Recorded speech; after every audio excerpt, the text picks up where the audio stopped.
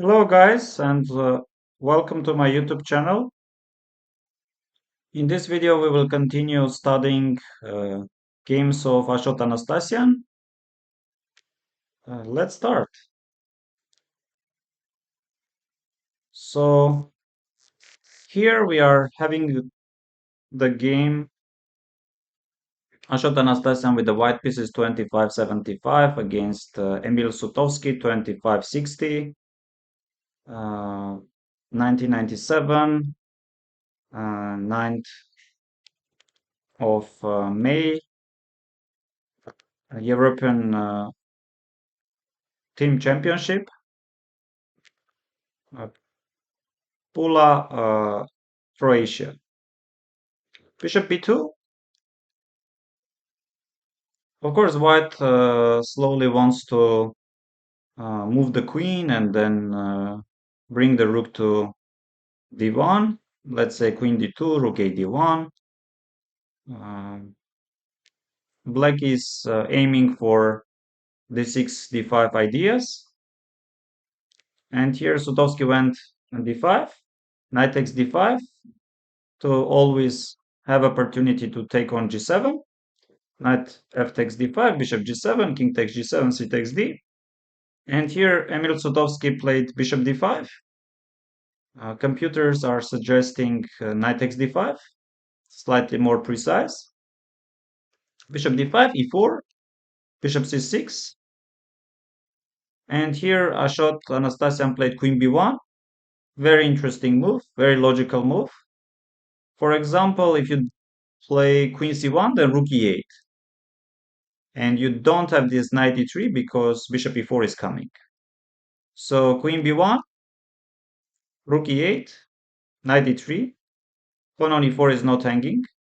But of course, from c1, queen was attacking on c5, and also knight g4 ideas could have been more dangerous for black. And here computers are showing h5 with some equality. Sutovsky played queen d4, not the strongest move. Rook d1, no doubts, with the intention to meet rook d1 with bishop takes e4, queen c1, queen f6, knight g4, queen c6. And here Anastasian goes and plays the strongest continuation, queen f4. If you capture on e4 with the bishop, then rook takes e4.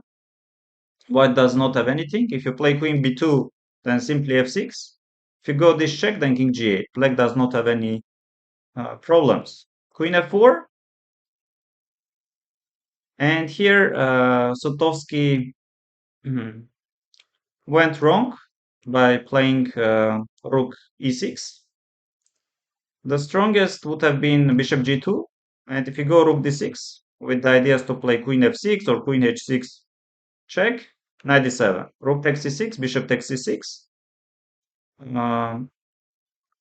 For me, this position looks slightly preferable for white, but engines are saying it's equality. So here in this position, Sutovsky went rook e6, and now knight e5. Queen c7. The best would have been to play queen e8, bishop, queen takes e4, rook takes e5, queen b7. White is better.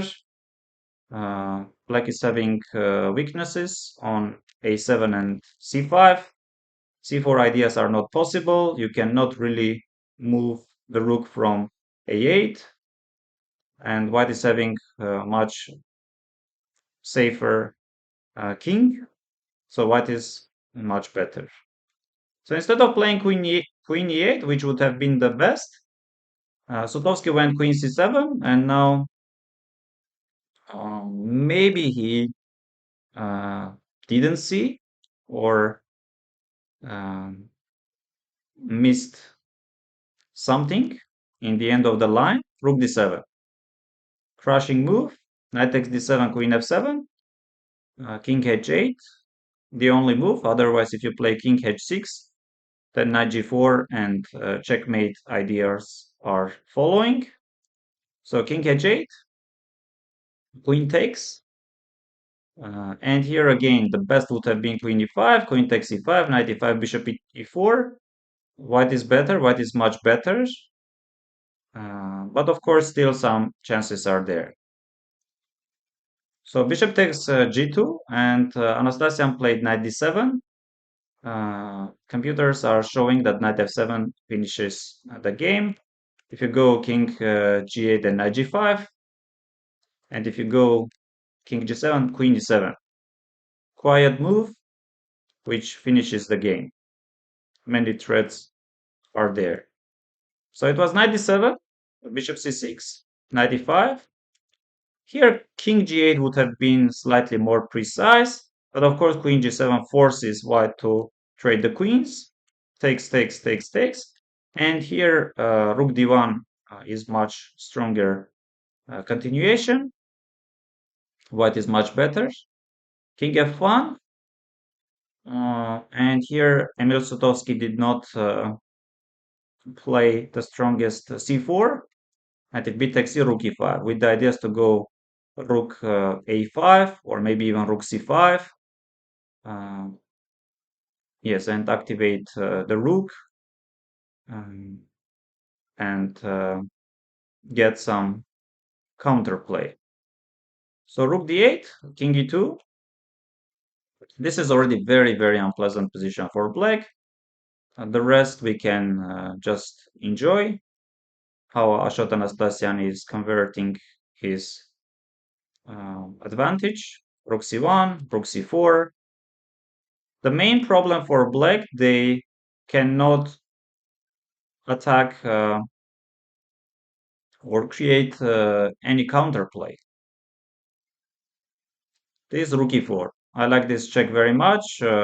If you go with the king to d file, then your king is cut off. And if you go the other side, then you are facing another problems. So it was this, and now king e3. Slowly preparing this f2, f4, g4 ideas. Now g4, f4, and now f5.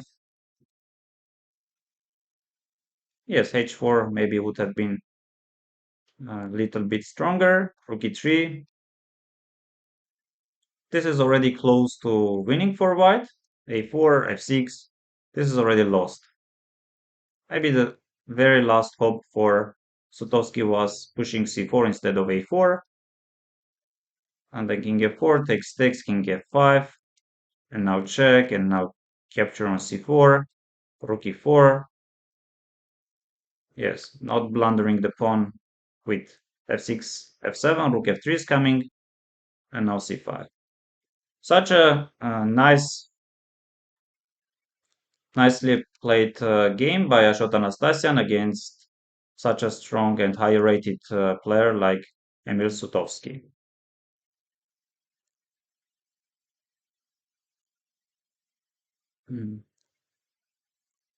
I also very much like the following game.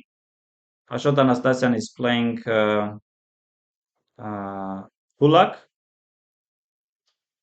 Krunoslav Hulak, 25-25 from Croatia, and Anastasian's rating is 25-75.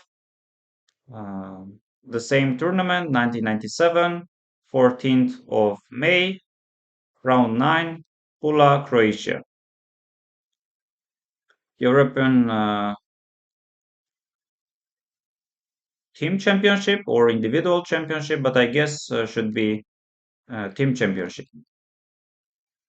Short castle, and here this is very important position, and the best would have been for black to go e5. Of course, if you capture the pawn on e5 with the pawn or with the knight, in the end of the line you are losing pawn on c5 and black gets some activity. So this moment black did not really and fully understand and went for a4 and now e4. And after this e4 we can simply enjoy how Anastasian is slowly increasing his huge positional advantage. Yes, queen c8, rook e1, h4, g3, slowly improving the position. Whenever you take on e4, I can easily take with the knight. So this, king g2, knight b5, but your knight does not do anything on b5, e5, knight b1, another classy move. Knight is coming to c3. And now we are not taking on b5, knight e2. We simply ignore opponent's knight on b5. Knight is coming to f4, and maybe later on we can create some attacking ideas. So this, bishop c3, bishop b4. Yes, maybe here black is hoping and preparing some rook b8, rook b3 ideas. Anastasian does not allow anything. And now knight f4. Always I do have knight d3. If somehow you attack my bishop on b4, knight d3. This, bishop d2, rook b4, attacking the pawn on a4. Yes, apologize. Bishop e3. And now knight g5. So they repeated once, knight f4, knight h5. Yes, slowly we are bringing all our pieces, or some of them. Knight g5, attacking on h7, queen e2, queen g4, knight f3, and now eventually knight f6. Takes, knight is coming to e5. If need be, bishop can come to e5, bishop f4. If you take on f6, then bishop e5. Anyway, bishop e5, and white slowly checkmates along h and g files. Black rooks aren't doing anything. It's protecting the pawn on f6, and now g5. Takes knight g5. Yes, g4 takes knight g5. I'm ready for h5. Takes with the pawn, h5. If you try some queen h6, this, and now queen g4, something similar happened in the game, threatening rook h5, and now queen takes g4. Again, very classic game by Ashot Anastasian, and I like very much this decision after a4, going e4, and slowly gaining more and more space and not allowing opponent to get any counterplay.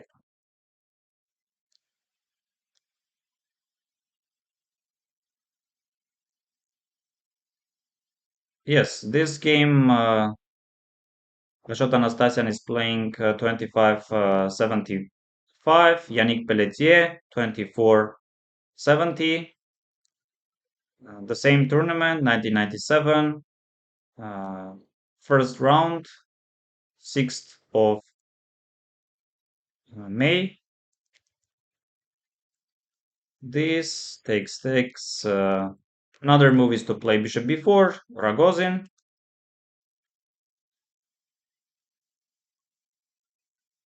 Yes, e5.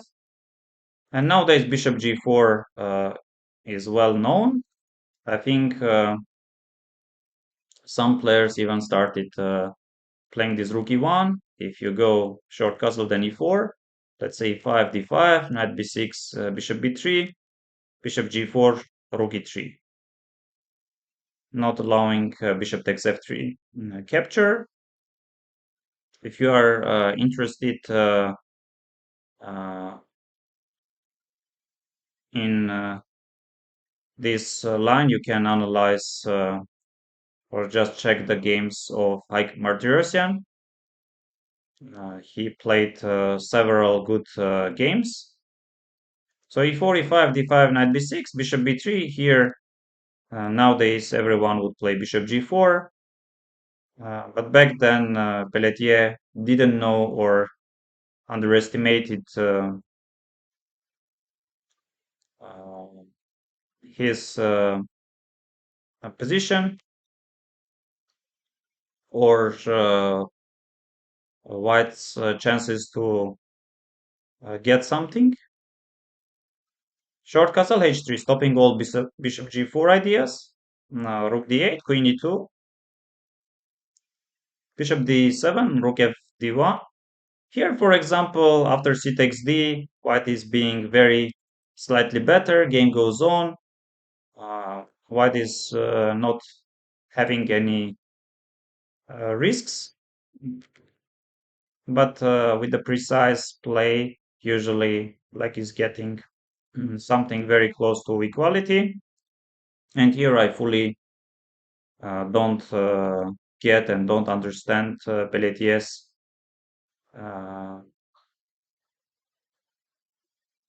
decision, going c5. And starting from this point, we can again enjoy how Ashot Anastasian is improving his positional advantage, knight d2, because knight basically doesn't do anything on f3. Knight c8 with the idea is to bring the knight to d6, bishop a4, trading the bishops. We don't need that much our light squared bishop. Takes a4, stopping all possible b7, b5 ideas. Yes, again, many moves are there. Most likely we don't take on a6 after b takes a. The opponent is having very ruined pawn structure, but along b file, maybe some activity is there. Knight b5, knight d6, knight c4, another classy move. Knight is hanging on d6. If you take on c4, I'm just taking queen c4. You are having very restricted bishop on g7, takes rook a7. White is having good knight, very strong pawn on d5. So this rook a1, h5, g3, rook a6, attacking the pawn on b6, king g2, queen c2, threatening rook b3, queen b3. After queen takes, rook takes, black is losing the pawn on b6, takes, and in this completely winning position, Anastasian goes another small tactical idea. He plays rook a8.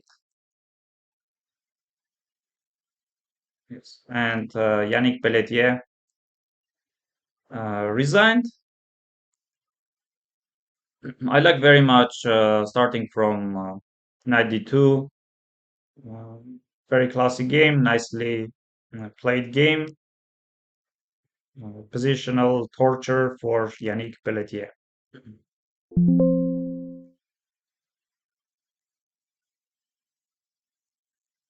And also I want to show you another game against Julio Becerra Rivero, 2485. Anastasian's rating is 2560. Elista Chess Olympiad, Russia, 1998, 9th of October. Knight f3, I wouldn't pay much attention on opening. Yes, many moves are possible, d5, d6. And here the strongest continuation is to go bishop f5. Recently, some players started going a5 with the idea short castle bishop f5. And if you go knight h4, bishop e6. If I'm not mistaken, young French Grandmaster Marc Andrea Maurizi. He started playing this, something very, very new and very interesting. C6 short castle, queen a5, old theoretical line, e4, bishop g4. Nowadays, with the engines, you see that very dubious one, h3. Bishop takes, knight fd7 with the ideas to go c5 or maybe e5, rook b1, to always go bishop e3, c5 d5, a6, threatening some b5, bishop e2, not really allowing any b5. You can simply capture and capture with the bishop. If you take bishop c3, b takes c comes, and bishop on b5 is well protected. It was rook e8, a4, anyway, stopping b5, bishop f4. Yes, I don't like generally what Becerra Rivero is doing in this game. Knight f8, knight bd7, very passive. h4, h5. Yes, even in 1998, Anastasian played something which nowadays engines are showing, pushing the h pawn. Bishop d4 takes king g2. And now, surprisingly or not, white is also having ideas along h file. Rook h1. So this game was basically positional torture for Julio Becerra. If you take e takes d, many moves are there, including e4 takes d5. Even rook h4 works, g5, bishop g5. Yes, white is almost checkmating. Bishop e3, takes. If you take e takes d, knight d5 comes. And after knight d5, c takes d. So this bishop e2. If we would have pawns on h file, maybe position wouldn't have been that unpleasant for black, but without the pawns, white is of course having close to winning position. Rook h3, rook h1, and knight b5. Yes, knight from the other side, rooks from this side, rook h4, threatening bishop g4, bishop g4, eventually bishop e6. If you capture the bishop, then rook h7 finishes, and now f4, and now takes, queen c3, not the only move, but enough. Takes, this, and knight e4. Yeah, g5 is hanging. If you take on e4, rook h7 comes. Yeah, such a crushing game.